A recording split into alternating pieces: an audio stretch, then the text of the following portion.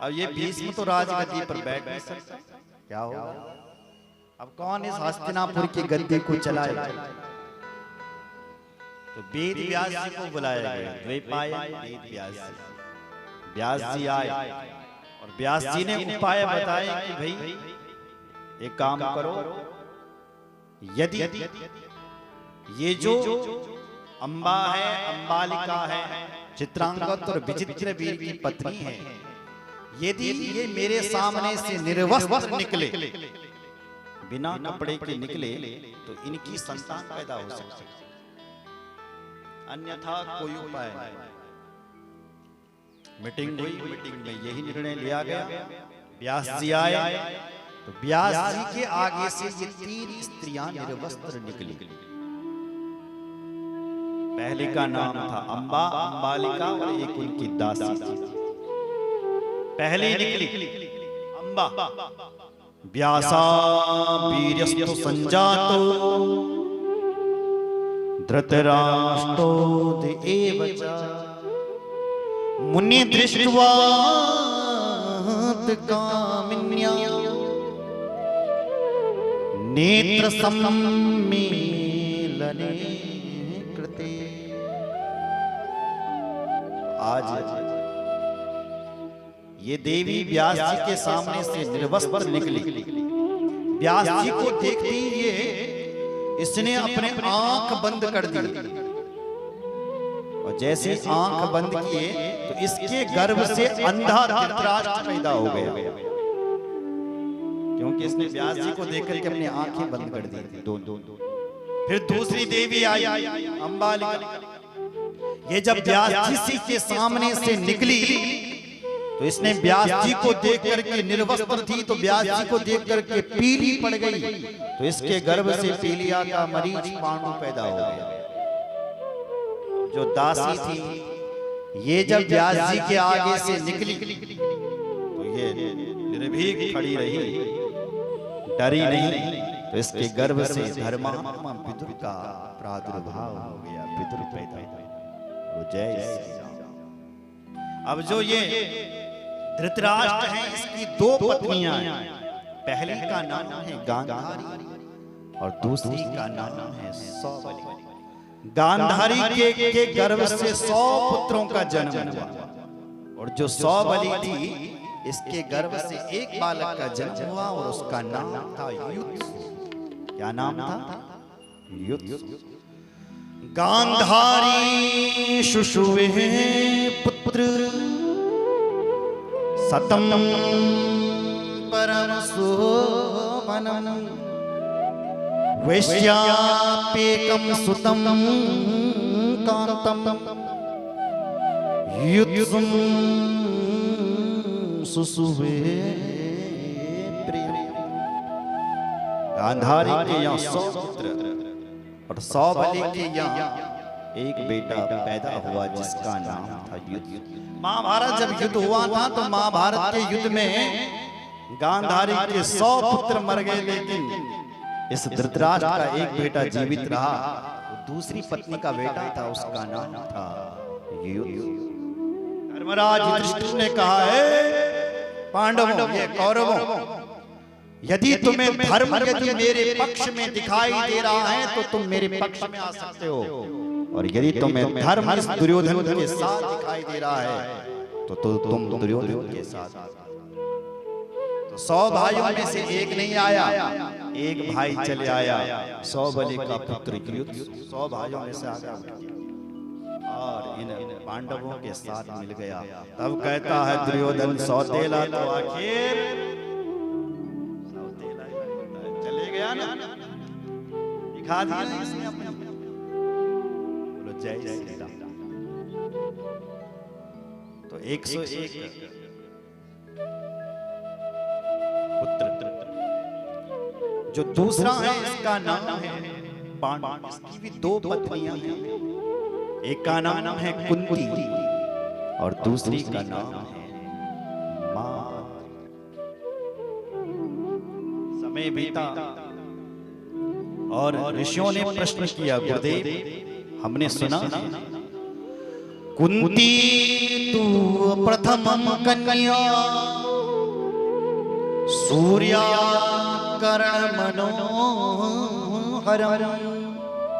शुशुवे पितृगेयकस्था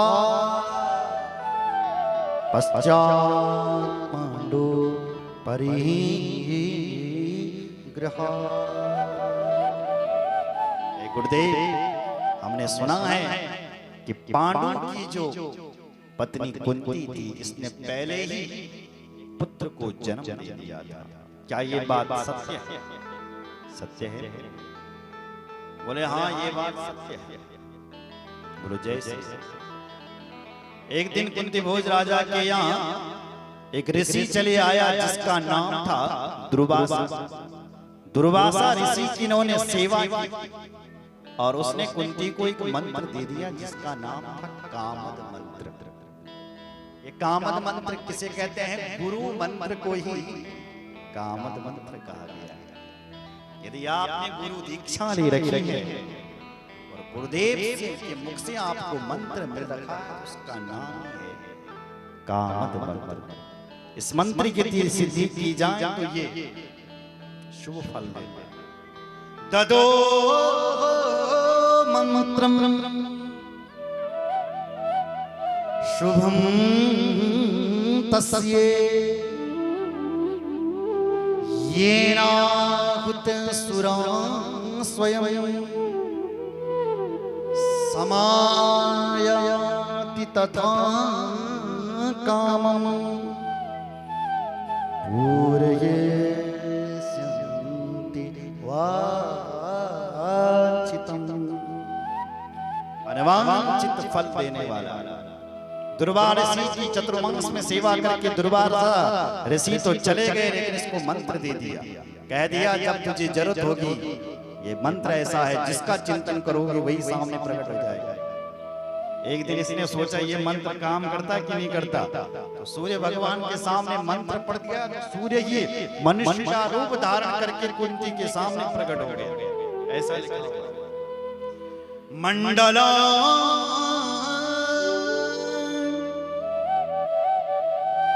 मानुषं रूपं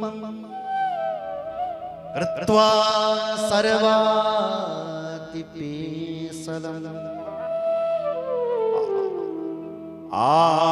अवतार तदाकाश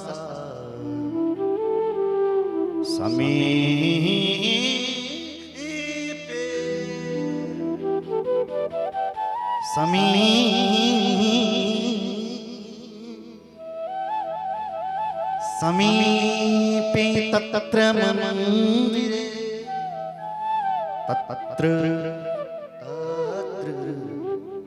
मंदिरे भगवान सूर्य मंडलामानुषं रूपम मनुष्य के रूप में खड़ा हो गया। कुंती से बोला क्यों चाहिए, क्यों हमें याद किया? कुंती ने कहा मुझे कुछ नहीं, जांच रही थी कि मंत्र काम करता कि नहीं करता। भगवान सूर्य ने कहा हमें बुलाया है तो हम बिना दिए कुछ नहीं रहेंगे नहीं। कुंती ने कहा मैं कन्या हूं और मेरे साथ यदि किसी ने तुमको देख लिया तो मेरी बदनामी हो जाएगी, तुरंत चले जाओ। बोले नहीं, मेरा स्मरण किया है तो मैं बिना दिए रहूंगा। जय श्री राम। तो जब नहीं मानी, सूर्य भगवान ने अपना तेज कानों द्वारा कुंती के गर्भ में डाल दिया। कुंती देवी गर्भवती हो गई और वहां से सूर्य चले। समय बीता, क्या होगा? कुंती मां ने एक बालक को जन्म दिया, किसी को पता नहीं चला और गंगा जी में पीठी पर रख करके बहा दिया। बोलो जय श्री राम। बालक का जन्म हुआ था तो कुंडल और कवच साथ में प्रकट हुए थे। बोलो जय श्री राम। बालक को बहा और एक अधिरथ नाम का सूत्र गंगा के तट पर बैठा हुआ था, उसकी पत्नी राधा थी। उसने उस बालक को देखा, पेटी खोली तो उससे सुंदर बालक निकला। राधस्वतस्य भार्या वै तस्य वै पार्थिवस्वता। देखो देवी, हमें बेटा मिल गया है। आज उस बेटे का लालन पालन सूत नाम का एक अधीरथ करने लग गया। राधा उस बच्चे का पालन करती है। वो समय में और एक दिन ये पांडु जंगल में शिकार खेलने के लिए गया। इतने में क्या हुआ कि एक मृग और एक मृगी आपस में विहार कर रही थी, तो पांडु ने बाण चलाया। जैसे ही बाण चला, मृगी का प्राणांत हो गया, मृग का और मृगी का। पर उस मृग और मृगी से दो साधु प्रकट हो गए, महात्मा प्रकट हो गए। हाथ जोड़े महात्मा जी को, भगवान कौन है तुम? महात्मा ने ये तो हम बाद में बताएंगे, पर हम अपने में विहार कर रहे थे, तूने हमको मार दिया था। हम तुझे श्राप देते हैं, कभी भी तू अपनी पत्नी के साथ विहार करने की या सहवास करने की सोचेगा तो तेरे सिर के टुकड़े टुकड़े हो जाएंगे। करके वो दोनों साधु वहां से अंतर्धान हो गए। समय बीता, पता चला क्या होगा, निर्वंश होने। एक दिन ये पांडु अपने आप को संभाल नहीं पाया। माद्री स्नान कर रही थी, आसक्त हो गया, उसके पास चले गया। जैसे ही उसने उस पर छुआ तो उसके सिर के महाराज टुकड़े टुकड़े हो गए। जैसे समय बीता, क्या हुआ? उससे पहले कुंती ने कह दिया था कि पुत्र के बिना गति नहीं होती। कुंती ने कहा, हे महाराज पांडु, यदि आप चाहें तो मुझे एक मंत्र मिल रखा है, मैं इस मंत्र के प्रताप से तुम्हें बेटा दे सकता हूं। क्योंकि पांडु ने पहले कहा कि पुत्र के बिना गति नहीं होती, तो माता कुंती ने कहा कि मैं पुत्र पैदा कर सकता हूं। कैसे? करके दिखाओ। तो कुंती ने तुरंत धर्मराज का स्मरण किया। तो धर्मराज के अंश से युधिष्ठिर जी का जन्म हो गया। बोले युधिष्ठिर जी महाराज की जय। फिर कुंती ने वायु का स्मरण किया, तो वायु के अंश से भीम का जन्म हो गया। फिर इस कुंती ने इंद्र का स्मरण किया, तो इंद्र के अंश से अर्जुन का जन्म हो गया। माद्री रोने लगी। माद्री ने कहा, बहन मुझे भी मंत्र बताओ। तो माद्री को भी वो गुरु मंत्र दिया गया। माद्री ने अश्विनी कुमारों का स्मरण किया, तो नकुल और सहदेव प्रकट हो गए। एक दिन वो पांडु अपने आप को रोक नहीं पाया, अपनी स्त्री के ऊपर, माद्री के ऊपर आसक्त हुआ, तो उसके सिर के टुकड़े टुकड़े हो गए। माद्री सती हुई। कुंती अपने बालकों का लालन पालन करने लगी। बोले दोनों सती तो नहीं हो सकती हैं, एक को तो बच्चों की रखवाली करनी पड़ेगी। यहाँ गांधारी और ये धृतराष्ट्र अपने बच्चों का पालन करता है, उधर महाराज भीष्म पितामह इन बच्चों का उंगली पकड़ करके चलना सिखा रहा है। और धीरे धीरे आप जानते हैं क्या क्या आगे की कहानी। बोलो जय श्री राम। इन्हीं के वंश में ही महाराज अभिमन्यु हुआ। अभिमन्यु का एक पुत्र हुआ जिसका नाम था परीक्षित। परीक्षित भी राजा गद्दी पर बैठा। ये कथाएं हम कल सुनाएंगे। बोलो जय श्री राम। फिर उसको सांप लगा, किसको किसी सर्प ने काटा। तब आगे की कथा बहुत सारी है, ठीक है।